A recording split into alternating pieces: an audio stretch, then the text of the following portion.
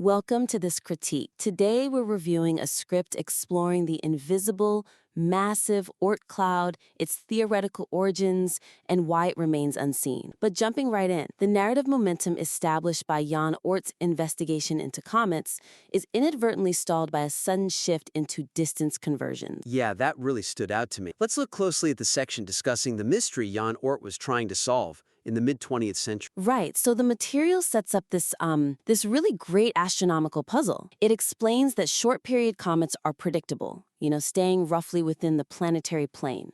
But then it introduces these long-period comets, and these are objects that take up to, 30 million years to orbit the sun?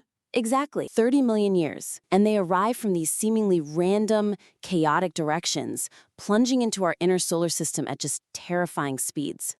And as I understand it from the text, Oort realized these comets weren't just interstellar drifters passing by. They were tethered to a specific, deeply distant origin point. He did.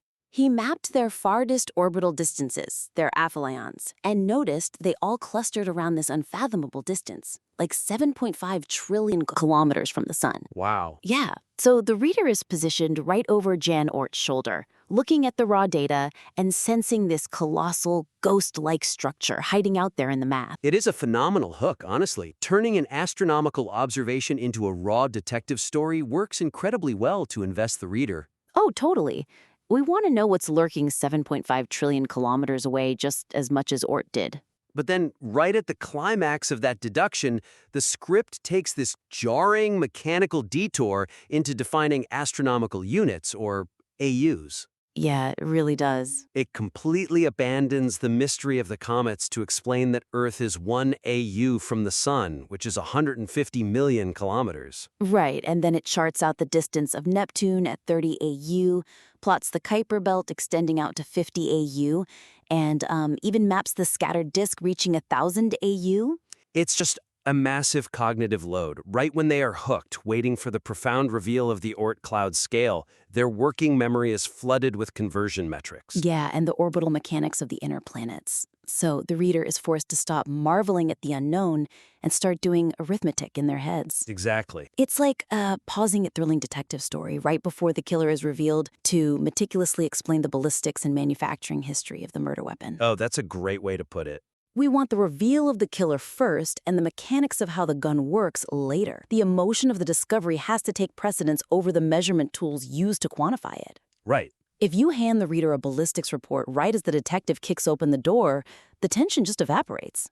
That makes sense. But could the evidence also support a different conclusion? Like, maybe the reader actually needs that baseline to feel the tension. I mean, if a writer just throws the number 50,000 AU at a layperson without explaining what an AU is, that metric means absolutely nothing. Well, you absolutely need the baseline, yes. The weakness here isn't the inclusion of the math, it's the placement of it. Ah, I see. The structural issue in this section is that the highly technical detour dilutes the suspense of the scientific discovery. The pacing abruptly shifts from a grand cosmic mystery into a textbook math lesson right at the peak of the narrative arc. Yeah, the cognitive friction of processing new definitions crowds out the emotional awe of the scene. So my suggestion to fix this would be to restructure the exposition of scale so it serves as the awe-inspiring payoff to Oort's discovery, rather than a mathematical interruption. Absolutely. The math must validate the awe, not interrupt it. We need to introduce the astronomical unit concept either well before the mystery begins or weave it naturally into the visual description of the cloud's immense size after we've firmly established Oort's conclusion. Let's explore some concrete examples of how a writer could actually execute that structural shift. Sure. One approach would be to move the foundational definition of the AU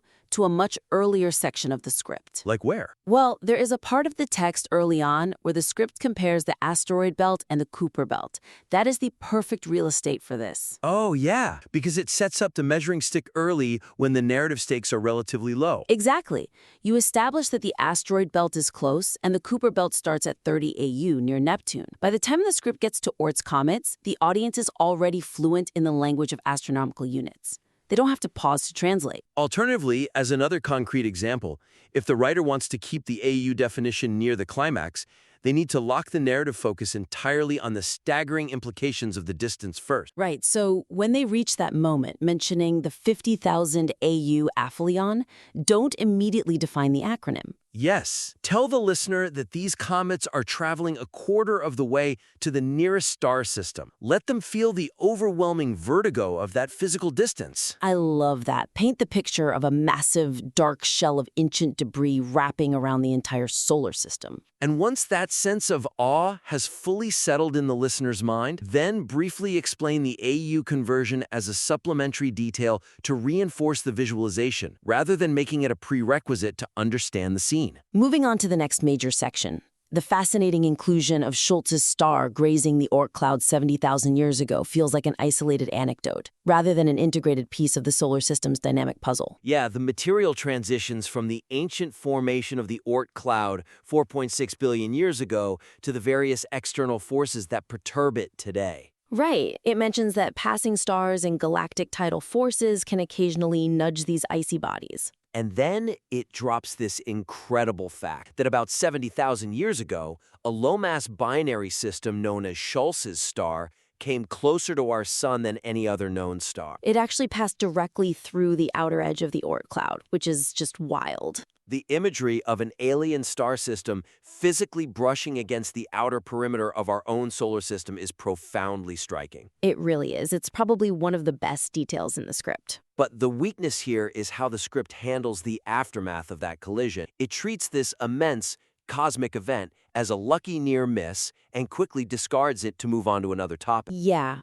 The text explicitly states, luckily for us it didn't cause any catastrophic disruptions, and then pivots to discussing how material might theoretically be exchanged with other star systems. It raises this brilliant, terrifying detail, but completely fails to explore what this implies about the physical reality of the Oort cloud. I have to admit, when I read that line, I just accepted it at face value. I mean, the script is technically accurate, isn't it? The star passed by, we're still here, the inner solar system wasn't bombarded, so it didn't cause a catastrophic disruption. Why shouldn't the script frame it as a lucky miss? Building on that point, what if we looked at it from the perspective of an active, ongoing hazard rather than a concluded historical event? I can see what you're going for here. Let's see how we can strengthen this, because luckily for us implies the event is fully in the past. Exactly. It inadvertently paints the Oort cloud as this static, rigid bubble at the edge of town. It implies that Schultz's star came by, didn't break any windows, and left.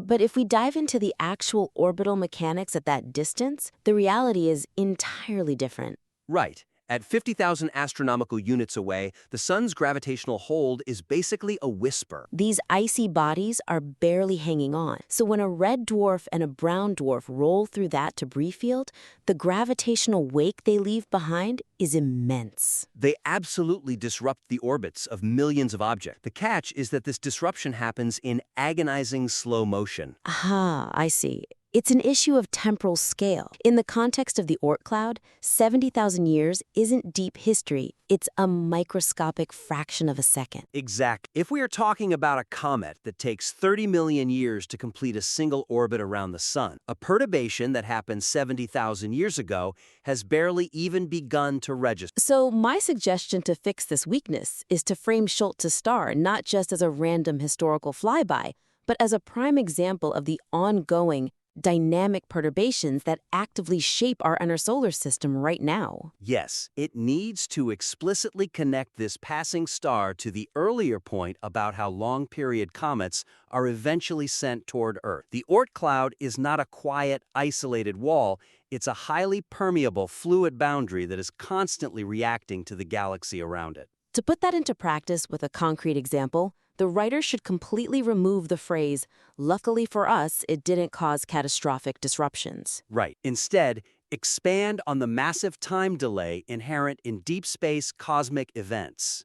Explain to the audience that a catastrophic disruption from the Oort cloud doesn't look like an immediate explosion in the sky. Because these orbits take millions of years to complete, a mountain-sized chunk of ice that was knocked off its trajectory by Schultz's star 70,000 years ago might just now be beginning its silent, unavoidable fall toward the inner solar system. We wouldn't even know the catastrophe had been triggered until the comet actually arrives. That is a much more accurate and chilling way to frame the astrophysics. Another actionable way to apply this feedback is to use the Schultz star segment to redefine the visual metaphor of the Oort cloud for the listener. Stop describing it as a distant shell and start framing it as a busy, dangerous intersection. Yes, when mentioning Schultz's star, the script should use it to illustrate that the outer edge of our solar system is constantly being stirred by the galactic tide. Stars routinely pass by, dragging their gravitational wakes through this field of 1,000,000,000,000 loosely bound icy mountains, sending shrapnel our way over eons. This transforms the Oort cloud from an abstract, static mathematical concept into a vital, moving mechanism that is currently operating and interacting with our immediate planetary neighborhood. It changes the entire tone of the piece. It makes the danger and the wonder feel immediately present. We aren't just talking about invisible rocks floating in the void. We're talking about the long-term weather of our solar system, which brings us to our final major point of discussion. Yes, the ending. Relying on the historical analogy of Copernicus and Galileo to close the piece distances the reader from the immediate, tangible stakes of the Oort cloud itself. Endings are notoriously difficult to stick, especially with theoretical astronomical structures that we cannot photograph or physically touch.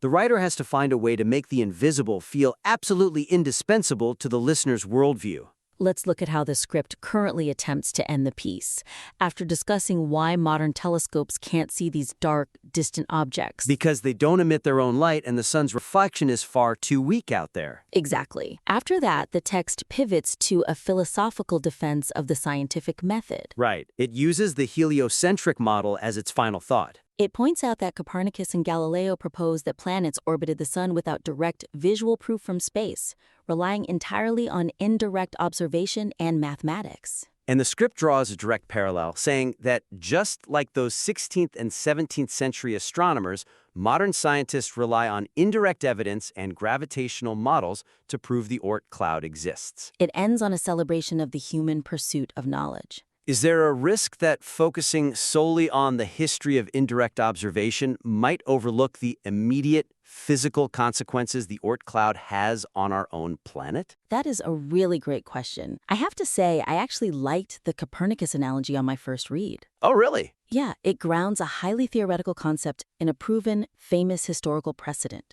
It's elegant. It ties up the theme of unseen things very neatly. Well, it is an elegant philosophical point, certainly, but the weakness of this ending is that epistemological elegance isn't what we want when we're talking about 1,000,000,000,000 frozen mountains that routinely interact with our planet. That's a fair point. It leaves the listener with a generalized historical takeaway rather than a profound astronomical. It abruptly shifts the focus away from the vast, icy, terrifying shell we've just spent all this time vividly visualizing. By shifting to a discussion about how science works, it softens the ultimate physical significance of the entire piece. Yeah, the script spends 20 pages building up this colossal active structure, and then the ending suddenly pulls the camera way back to a pleasant museum exhibit about the Renaissance. So the core issue is that it substitutes physical stakes for epistemological ones. Exactly. Epistemology, how we know what we know, is interesting to scientists, but it isn't visceral for a general audience. It answers the question, how do we justify our theories?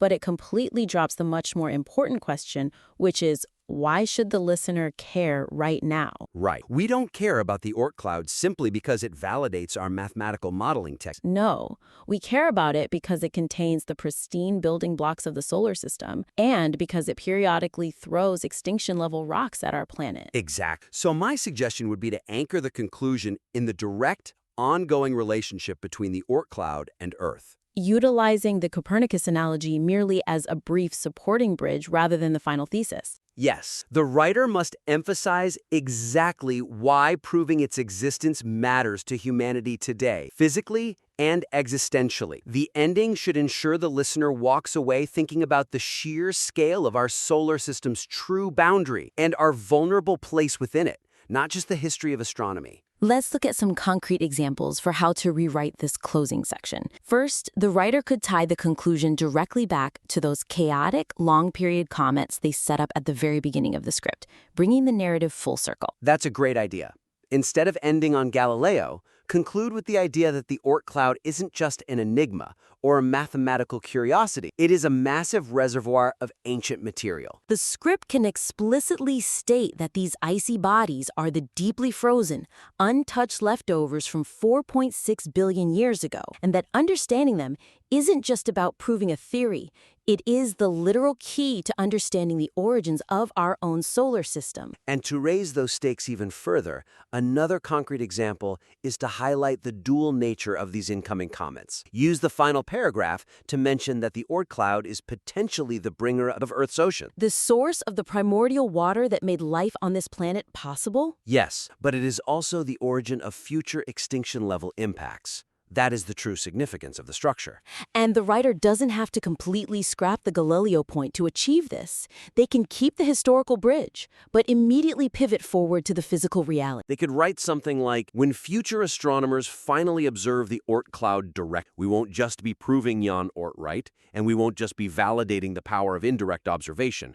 We will finally be mapping the active, dangerous, and life-giving boundary of our home. That phrasing grounds the abstract math in visceral reality. It reminds the audience that this invisible structure is intrinsically tied to both our ancient past and our precarious future. It honors the scale of the subject matter and leaves the listener staring out into the dark, feeling the actual weight of what is out there, rather than just feeling satisfied that the math works out. To synthesize the core of this critique, first, streamline the introduction of scale and astronomical units to preserve the narrative momentum of Jan Oort's mystery. Ensure the emotional awe lands before bogging the listener down with math. Second, utilize the incredible detail of Schultz's star to highlight the active, dangerous dynamics of the solar system, rather than brushing it off as a lucky historical miss. The Oort cloud needs to be framed as a permeable, interactive border. And finally, rewrite the conclusion to focus on the tangible, physical stakes the Oort cloud presents to Earth, using the history of science only as a brief stepping stone to a more profound astronomical takeaway. For the listener looking to implement this, the actionable summary is straightforward. Move your AU definitions to the earlier Kuiper belt section, so the measuring stick is established before the climate. Connect the 70,000-year timeline of Schultz star